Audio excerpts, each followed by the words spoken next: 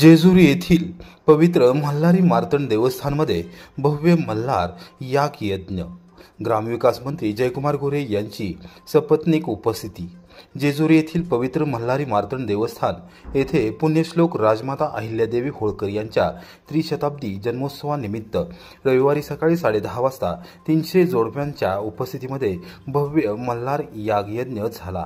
ग्रामविकास मंत्री जयकुमार गोरे आणि त्यांच्या सुविद्य पत्नी सोनिया गोरे यावेळी उपस्थित होत्या।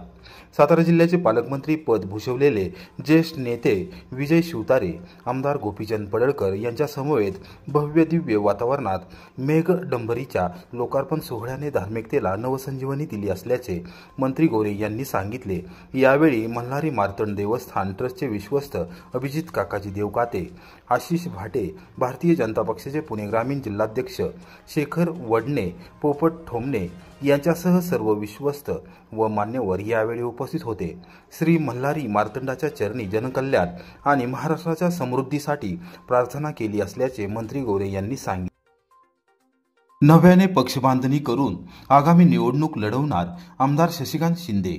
राष्ट्रवादी काँग्रेस शरदचंद्र पवार पक्षाची भूमिका केली स्पष्ट। संघटना ही बांधल्याशिवाय उभी राहत नसते। नवीन चेहरे असतील किंवा जे कोणी काम करायला तयार असतील त्या सर्वांना घेऊन संघटना आम्ही 100% बांधणार आहोत। नवीन कार्यकर्ते सोबत घेऊन सुद्धा नव्याने संघटना बांधणी करण्याची आणि पक्ष वाढवण्याची आमची तयारी आहे। काही लोकांमध्ये असा प्रश्न आहे की राष्ट्रवादी काँग्रेस शरदचंद्र पवार पक्ष निवडणुका लढवणार की नाही, परंतु आम्ही मोठ्या ताकदीने निवडणुकीला सामोरे जाणार आहोत, असा विश्वास पक्षाचे पश्चिम महाराष्ट्र प्रभारी आमदार शशिकांत शिंदे यांनी व्यक्त केला। सातारा येथील राष्ट्रवादी भवनमध्ये रविवारी दुपारी 3 वाजता पत्रकारांशी संवाद साधताना त्यांनी पक्षाच्या आगामी वाटचालीबाबत सविस्तर माहिती दिली। पक्षाध्यक्ष शरद पवार आणि प्रदेशाध्यक्ष जयंत पाटील यांच्या मार्गदर्शनाखाली राष्ट्रवादी काँग्रेस शरदचंद्र पवार पक्षाच्या माध्यमातून सातारा जिल्हा अंतर्गत कार्यकर्ते आणि पदाधिकाऱ्यांच्या बैठका सुरू केल्या आहेत। मध्यंतरीच्या काळात पाटण, महाबळेश्वर, मान, खटाव आणि फलटण हे 4 तालुके राहिले असून अन्य तालुक्यातील दौरे पूर्ण झाले आहेत। हे दौरे करत असताना पक्ष संघटना मजबूत करण्यासाठी माझ्यासह माजी मंत्री बाळासाहेब पाटील आणि जिल्हाध्यक्ष सुनील माने आम्ही सगळेजण एकत्र येऊन काम करतोय। साधारणतः जून महिन्याच्या अखेरीपर्यंत संपूर्ण जिल्ह्याची जुनी आणि नवीन कार्यकारिणी एकत्र करून पक्षांतर्गत सर्व सेलची पुनर्बांधणी करणार आहोत। त्याद्वारे आगामी काळात होणाऱ्या स्थानिक स्वराज्य संस्थांच्या सर्व निवडणुका आम्ही सक्षमतेने लढणार आहोत, असे त्यांनी स्पष्ट केले।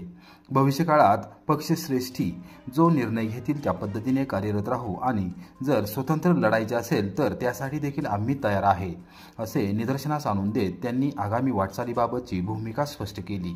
पक्ष संघटना मजबूत करण्यासाठी मी आणि अध्यक्ष असेल बाळासाहेब पाटील वगैरे आम्ही सगळेजण एकत्र येऊन त्याप्रमाणे काम करतोय। आम्ही साधारणतः जूनच्या अखेरीपर्यंत अख्खी जिल्ह्याची आणि सगळी नवीन बॉडी, जुनी बॉडी एकत्रित करून या असलेल्या सगळ्या सेलची पुनर्बांधणी करणार आहोत आणि सगळ्या निवडणुका आम्ही सक्षमतेने लढणार आहोत। आपण आता पुनर्बांधणी करणार म्हणताय, परंतु आपल्या पक्षाचे पाटण विधानसभा मतदारसंघ संचलित पाटण ते भाजपच्या वाटेवर चर्चा जिल्ह्यावर पसरत, काय नक्की चर्चा आहे? नाही, शेवटी असं आहे की सत्तेमध्ये असताना जी लोकांना त्रास होतो, कार्यकर्त्यांना त्रास होतो, त्यांचं असं म्हणणं आहे की आमच्या खोट्या केसेस दाखल होतात, आमच्यावर कुठल्या प्रकारचा दबाव प्रचंड राजकीय होत आहे, वेगळ्या प्रकारे अडचणी निर्माण होत आहे आणि त्याच्या त्रासामुळे कार्यकर्ते अंडर प्रेशर या ठिकाणी त्यांना काम करावं लागतं। काही लोक नाईलाजानी मनात इच्छा नसताना सुद्धा पक्ष सोडतात। हे पाटणचंच नाही, जिल्ह्यामध्ये ते वातावरण आहे, तशा पद्धतीने ते करतात असं त्यांचं म्हणणं आहे, सगळ्यांचं म्हणणं आहे। आणि या संदर्भामध्ये काय केलं पाहिजे तर त्यांच्या कार्यकर्त्यांची त्यांनी बैठक घेऊन चर्चा केलेली आहे। त्या चर्चेमध्ये जो सूर आलाय ते पवार साहेबांना सुद्धा भेटून आलेले आहेत, माननीय जयंत पाटील साहेबांना सुद्धा भेटलेले आहेत, अजून त्यांनी निर्णय घेतलेला नाही। आणि मला वाटतं की शेवटी पक्ष बांधत असताना आमचा एक हेरा आहे की बाबा मी पूर्ण जिल्ह्याचा विषय सांगतो, आमच्यातले पण बरेच कार्यकर्ते गेलेत ना, इकडे तिकडे गेलेत, जुने नेते गेलेत, सगळे कार्यकर्ते गेलेले आहेत। संघटना बांधल्याशिवाय उभी राहत नसते। नवीन चेहरे असतील, जे कोणी काम करायला इच्छुक आहेत त्या लोकांना घेऊन संघटना आम्ही 100% बांधू। महिना अखेरपर्यंत आमचं चाललेलं की जिल्ह्याची बॉडी आणि तालुक्याच्या बॉड्यात नवीन पद्धतीने उभ्या करायच्या आणि 1 महिना ते 1.5 महिन्याच्या आतमध्ये सगळीकडं नवीन कार्यकर्ते घेऊन सुद्धा शून्यातून उभं करायची आमची तयारी आहे. काही लोकांना असं संभ्रम निर्माण झालेला आहे की आता राष्ट्रवादी काँग्रेस पक्ष भविष्य काळामध्ये निवडणुका लढतील का नाही, त्यांच्याकडे कार्यकर्ते आहेत का नाही, काय नाही. आज मी तुम्हाला सांगतो की आम्ही पक्ष म्हणून 100% बांधणी करणार. येणाऱ्या निवडणुका ताकदीने आम्ही लढवणार. मग ते कशा पद्धतीने लढवायच्या, काय लढवायच्या, ती धोरणं त्या वेळची परिस्थिती बघून आम्ही निर्णय घेणार. कोयना व महाराष्ट्र एक्सप्रेसला गांधीनगर, रुकडी आणि ताकारी येथे नियमित थांबा मंजूर. सातारा आणि सांगली जिल्ह्यातील प्रवाशांची मोठी सोय. प्रवासी संघटनेने व्यक्त केले समाधान. कोल्हापूर येथील छत्रपती शाहू महाराज टर्मिनस येथून सुटणाऱ्या कोयना व महाराष्ट्र एक्सप्रेसला गांधीनगर, रुकडी व ताकारी येथे थांबे देण्याचा मध्य रेल्वे सल्लागार समिती सदस्यांच्या रविवारी सकाळी 11 वाजता पुणे येथे झालेल्या महत्त्वपूर्ण बैठकीत निर्णय घेण्यात आला आहे. या महत्त्वपूर्ण निर्णयामुळे पश्चिम महाराष्ट्रातील विशेष करून सातारा आणि सांगली जिल्ह्यातील प्रवाशांना विशेष लाभ होणार आहे. कोयना व महाराष्ट्र एक्सप्रेसला कोल्हापूर नजीकच्या गांधीनगर व रुकडी येथे आणि सांगली जिल्ह्यातील ताकारी येथे नियमित थांबा व्हावा यासाठी खासदार धनंजय महाडिक यांनी मध्य रेल्वे प्रशासनाला पत्र दिले होते व त्याचा सतत पाठपुरावा देखील केला होता. अखेर या पाठपुराव्यास यश आले असून गांधीनगर येथे पश्चिम महाराष्ट्रासह कर्नाटक सीमेलगतची मोठी बाजारपेठ असल्याने सातत्याने सातारा सांगली जिल्ह्यातील व्यापाऱ्यांची ये जा सुरू असते. रुकडी येथील नागरिकांना याचा फायदा होईल. ताकारी हे सातारा आणि सांगली जिल्ह्याच्या सीमेवरील महत्त्वपूर्ण स्टेशन असून तेथून पलूस आणि इस्लामपूर येथे जाणे सहज आणि सोयीस्कर आहे. पुणे तसेच उत्तर महाराष्ट्र, खानदेश आणि मराठवाडा तसेच विदर्भातून प्रवास करणाऱ्या प्रवाशांना ताकारी येथे थांबा मिळाल्याने फार मोठी सोय झाली आहे. एकूणच मध्य रेल्वेच्या या निर्णयामुळे प्रवासी संख्येत वाढ होणार असून कोयना आणि महाराष्ट्र एक्सप्रेसच्या उत्पन्नामध्ये देखील वाढ होईल असा विश्वास प्रवासी संघटनेचे पदाधिकारी विलास शहा व दत्तात्रय सुतार यांनी व्यक्त केला. बारामती तालुक्यातील आंबेडकरी अनुयायांच्या सोन्या नामक उंटाचा कोरेगावात दुर्दैवी मृत्यू.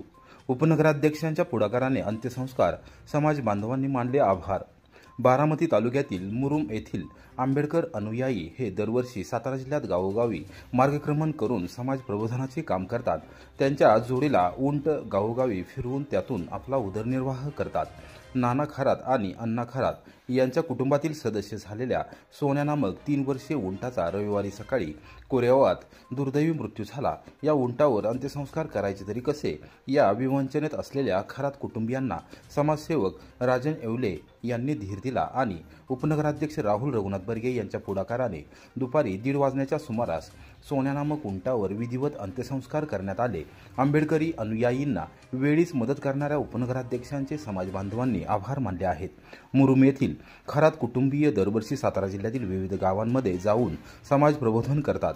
जास्त करून ते बौद्धवस्ती आणि परिसरात वास्तव्य करतात. भारतरत्न डॉक्टर बाबासाहेब आंबेडकर यांचे विचार ते समाज बांधवांपर्यंत पोहोचवितात.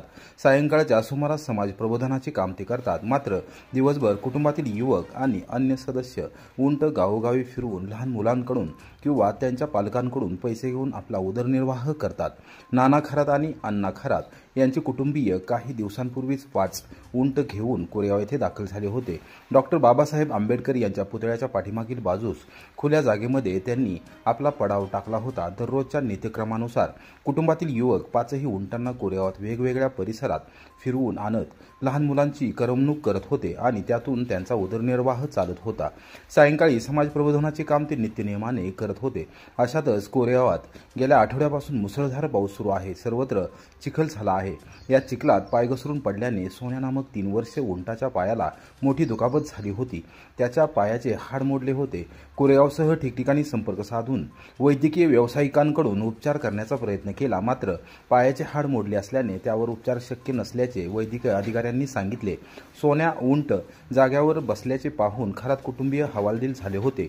देवावर श्रद्धा ठेवत त्यांनी त्याचे खानपान देखील व्यवस्थित चालू ठेवले होते.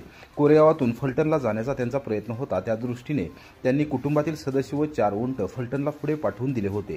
सोन्या उंटावर कोरेगावातच उपचार करायचा आणि इथेच काही दिवस थांबायचं असं कुटुंबातील काही सदस्य म्हणत होते. शनिवारी आणि रविवारी ही शासकीय सुट्टी असल्याने शासकीय वैद्यकीय अधिकारी उपलब्ध होणार नाही. त्यामुळे सोमवारी उपचार करू असे म्हणत असतानाच रविवारी सकाळी सोन्या उंटाचा मृत्यू झाला. सोन्या आपल्या कुटुंबाला सोडून गेला ह्याचे दुःख असताना त्यांच्यावर विधिवत अंत्यसंस्कार करायचे कसे हा फार मोठा प्रश्न त्यांच्यासमोर होता. समाजसेवक राजन येवले यांच्याशी त्यांनी संपर्क साधला आणि वस्तुस्थिती निदर्शनास आणून दिली. येवले यांनी क्षणाचाही विलंब न लावता थेट उपनगराध्यक्ष राहुल रघुनाथ बर्गे यांच्याशी संपर्क साधून हकीकत सांगितली. बर्गे यांनी मुख्या जीवावर अंत्यसंस्कार झाले पाहिजेत.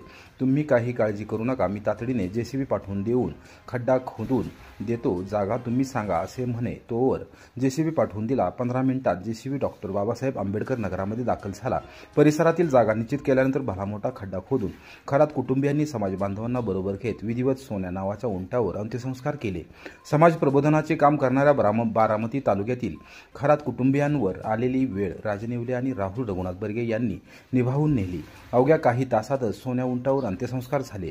वेळ कोणावरही येते, मात्र आपण समाजाचे काही देणे घेणे लागतो. त्या दृष्टीने सामाजिक बांधिलकीतून आपण उंटाच्या अंत्यसंस्कारासाठी मदत केली असे राहुल रघुनाथ बर्गे यांनी सांगितले.